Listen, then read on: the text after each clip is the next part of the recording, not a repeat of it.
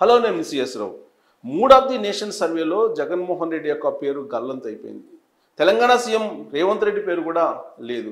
అసలు జగన్మోహన్ రెడ్డి తానే నెంబర్ 1 అనుకుంటున్నటువంటి ప్రస్తుత తరుణంలో ఇండియా టుడే చేసినటువంటి సర్వేలో టాప్ 10లో కూడా ఆయన ఎక్కడ కనిపించట్లేదు. దానికి ప్రధాన కారణం ఏంటి? అసలు ఆ సర్వేని మనం ఎంతవరకు క్రైటీరియాగా తీసుకోవచ్చు?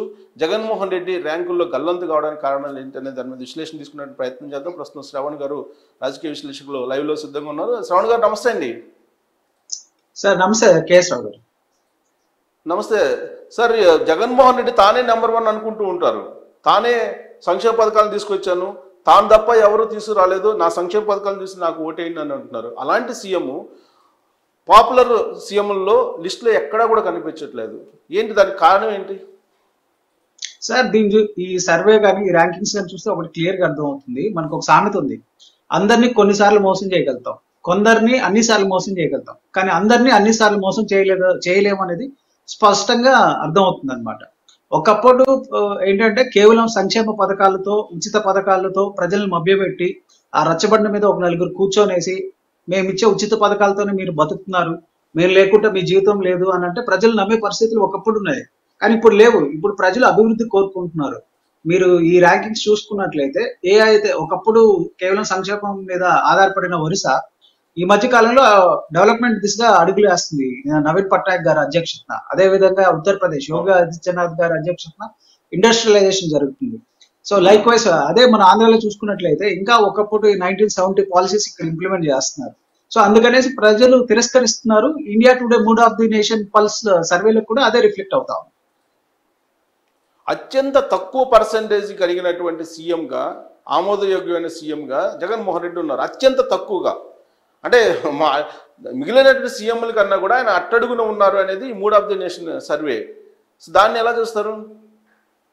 దీనికి కారణం ఏంటంటే వీళ్ళు నవరత్నాలు ఇస్తున్నారు అనేసి ఊదరగొడుతూ ఉంటే ప్రజలు అడుగుతున్నారు, మరి అమరావతి పరిస్థితి ఏంటి, రాజధాని పరిస్థితి ఏంటి, అభివృద్ధి పరిస్థితి ఏంటి, పరిశ్రమల పరిస్థితి ఏంటి, ఉద్యోగాల పరిస్థితి ఏంటి, నిత్యావసర ధరలు పెరుగుతున్నాయి వాటి పరిస్థితి ఏంటి, ఇసుక భవన నిర్మాణ కార్మికులకి ఉపాధి దొరకట్లేదు మరి వాటి పరిస్థితి ఏంటి, శాంతి భద్రతల పరిస్థితి ఏంటి, ప్రజాస్వామ్య పరిస్థితి ఏంటి. సో ఇలాగ ఏంటంటే ప్రజలు ప్రశ్నిస్తా ఉన్నారు ఈ ప్రభుత్వాన్ని. సో అందువల్ల ఏంటంటే ప్రజల తీవ్రమైన వ్యతిరేకత అనేది ఈ ప్రభుత్వం మీద మూటగట్టుకునేది. సో కేవలం పబ్లిసిటీకి ప్రచారానికి మాత్రమే వీళ్ళు చేస్తున్న పరిపాలన అనేది రిస్ట్రిక్ట్ అయింది.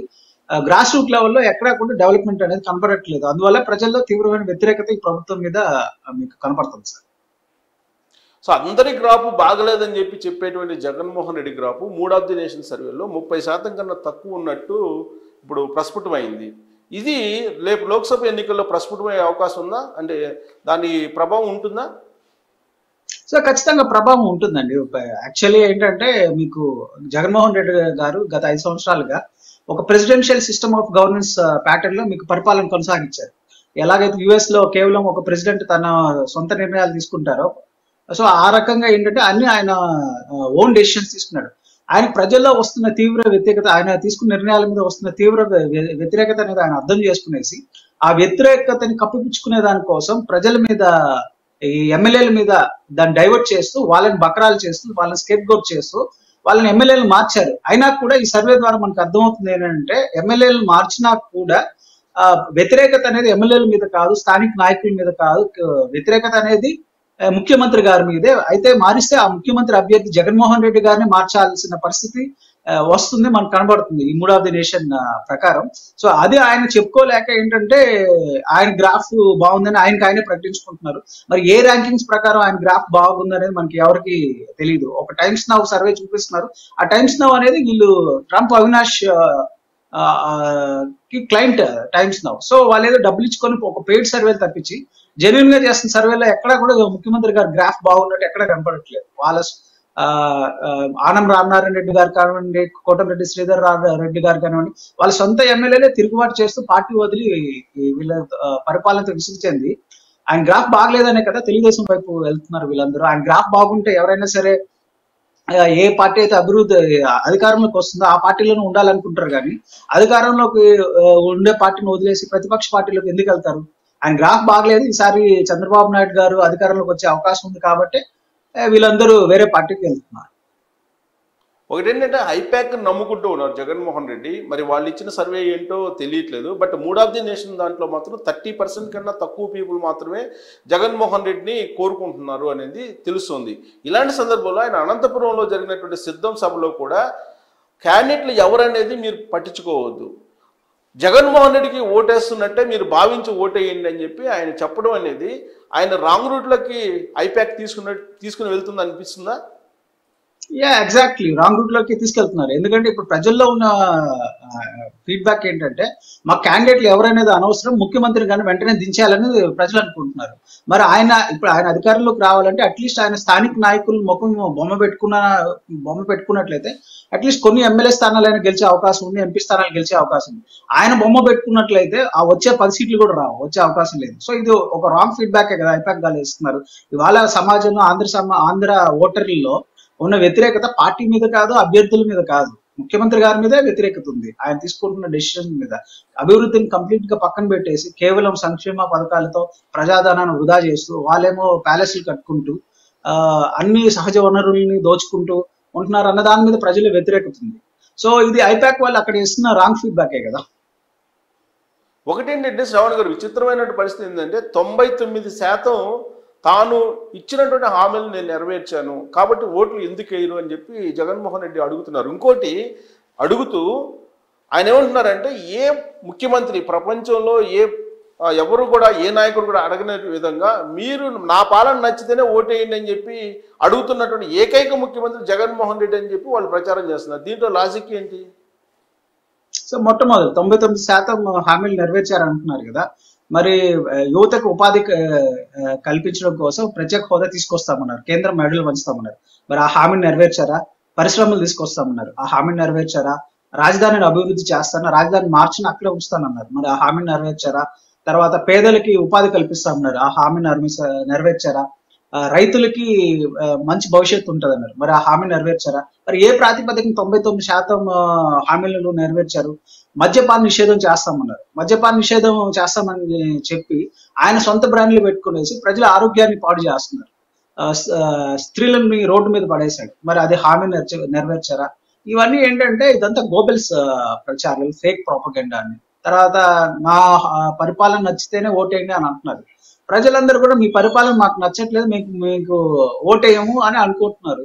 సో ఇది ఏంటంటే ఒక ఓడిపోతామని వాళ్ళకి అర్థమైపోతుంది, కానీ ఏంటంటే ఒక మేకపోతు గాంభీర్యం మీడియా ముందర ప్రదర్శిస్తున్నారు. ఏదో ఒక కాన్ఫిడెన్స్ చూపిస్తే ప్రజలు ఇంకా కొంతమంది అయినా నమ్మి కొంతమంది అయినా ఓట్లు వేస్తారా అనేసి ఒక లాస్ట్ డెస్పరేట్ అటెంప్ట్ తప్పించి నిజంగా వాళ్ళలో ఓడిపోతామని వాళ్ళకి అర్థమవుతుంది. అందుకనే ఆయన స్పీచ్ లో కూడా నైరాశ్యం కనబడుతుంది, ఒక ఫ్రస్ట్రేషన్ కనబడుతుంది. ప్రపంచంలో ఎక్కడా లేదని విధంగా ప్రపంచంలో ఇంతకంటే మన పక్కన ఉన్న పొరుగు రాష్ట్రాలే అభివృద్ధిలో దూసుకుపోతున్నారు. తెలంగాణలో హైదరాబాద్ చూడండి ఎంత అద్భుతంగా డెవలప్ అయింది, తమిళనాడు ఎలా అభివృద్ధి చెందుతుంది, ఉత్తరప్రదేశ్ ఎలా డెవలప్ చెందుతుంది, ఒరిస్సా ఎలా డెవలప్ చెందుతుంది. మరి ప్రపంచంలో ఎక్కడో పోవాల్సిన అవసరం లేదు, మన దేశంలోనే మన పక్కన ఉన్న రాష్ట్రాలే మనకంటే బాగా అభివృద్ధి చెందుతున్నాయి. వాళ్ళెవరు ఇలాగా డబ్బా కొట్టుకోవట్లేదే. కానీ విచిత్రంగా ఏంటంటే అభివృద్ధిని చూసి నాకు ఓటేయండి అని చెప్పి అడుగుతున్న ఒకే ఒక సీఎం ఆయన అని చెప్తున్నారు. అభివృద్ధి అనేది చూసే కదా సహజంగా ఎలక్షన్లో అధికారంలో ఉన్నటువంటి పార్టీకి ఓటు వేసేది, ఆ పరిపాలన బాగుందా లేదా అని ఒక అవగాహన చేసుకున్న తర్వాతనే ఓటర్స్ ఓట్లు వేస్తారు. కానీ జగన్మోహన్ రెడ్డి విచిత్రమైన ప్రచారం ఏంటంటే లేదంటే జగన్మోహన్ రెడ్డి లేకపోతే అంబటి రాంబాబు వీళ్ళందరూ ఒకే ఒక సీఎం నా పరిపాలన నచ్చితేనే ఓటేయండి అని చెప్పి అడుగుతున్నారని చెప్పి ఒక ప్రచారం చేస్తున్నారు వాళ్ళు. ఆ ప్రచారంలో ఏంటి అసలు దాంట్లో ఉన్న వ్యూహం ఏంటి? అక్కడ వ్యూహం లేదు, ఏం లేదండి. వాళ్ళు రాసిచ్చే స్క్రిప్ట్ ఆయన గుడ్డుగా చదివేస్తున్నాడు. దాంట్లో అసలు ఏమంటున్నారు, గ్రౌండ్ రియాలిటీ ఏంటి, వీళ్ళు రాసిస్తున్న మాటలు ఏంటి, ఇది మనం చెప్తే ప్రజలు ఏమనుకుంటారు అనేది ఎక్కడ ఆయన ఆలోచించట్లేదు. సో వాళ్ళు ఐపాక్ కార్డ్ ఏదో స్క్రిప్ట్ రాసిస్తాడు, ఆ 4 డైలాగులు ఈయన వచ్చేసి కొట్టేసి వెళ్ళిపోతాడు. ఇదంతా ఒక ఏమంటారు సినిమా reality show, Bigg Boss show ఉంటది కదా, వాళ్ళు వచ్చేసి ఒక హౌస్ లో వాళ్ళు పెట్టేసి స్క్రిప్ట్ రాసేసి ఆ స్క్రిప్ట్ చదివేసి వెళ్ళిపోతారు కదా. సో ఇది ఒక డ్రామా, ఒక థియేటర్ లాగా అయిపోయింది మన ఈ సభలు అనేది. ఒక డ్రామా లాగా ఆయన రావటం, వాళ్ళు ఇచ్చిన స్క్రిప్ట్ చదివేయటం, అది అయిపోతుంది. జగన్మోహన్ రెడ్డి అడిగిన అడగకపోయినా ఆయన పరిపాలన చూసే కదా ఓట్లేసేది రేపు. అదే కదా. అంటే ఇది ఇప్పుడు ఒక విచిత్రమైన ఆంధ్రాల పరిస్థితి ఏంటంటే ఒక సినిమా యాక్టర్ పవన్ కళ్యాణ్ గారు ఆ సినిమా డైలాగులు, ఆ సినిమా కలర్, ఆ ఫ్లేవర్ పక్కన పెట్టేసి ఒక సామాన్యులాగా ఒక పరిపూర్ణత చెందిన రాజకీయ నాయకుల ప్రజల్లోకి వచ్చి ప్రజల సమస్యలు తెలుసుకొని ప్రజలకి వాళ్ళకి పరిష్కరించడం కోసం పరిష్కారాలను చూపిస్తున్నారు.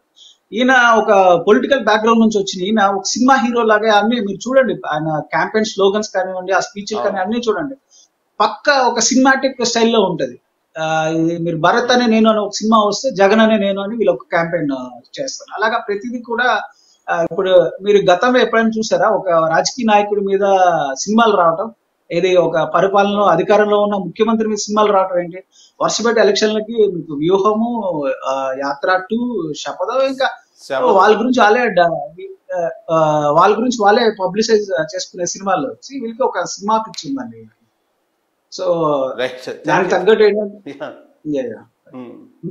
Thank you very much Shravan గారు విశ్లేషణ అందించినందుకు. So Jaganmohan Reddy mood of nations సర్వేలో అయితే ఎక్కడా కనిపించట్లేదు. ఆయన గ్రాఫ్ అయితే గల్లంత అయిందని చెప్పి mood of survey India Today తేల్చేసింది. కానీ ఆయన గురించి సొంతగా చెప్పుకునేందుకు సొంత మీడియాని అలాగే ఐపాక్ సంస్థని ఉపయోగించుకొని ప్రజలను తప్పుదోవ పట్టిస్తున్నారు అనేది చాలా క్లియర్గా అర్థమవుతుంది. ఒకవేళ కనుక ఈ సర్వే నిజమైతే రాబోయేటువంటి రోజుల్లో టోటల్గా వైఎస్ఆర్ కాంగ్రెస్ పార్టీ ప్రభుత్వం గల్లంత అయ్యేటువంటి అవకాశాలు కూడా లేకపోలేదనేది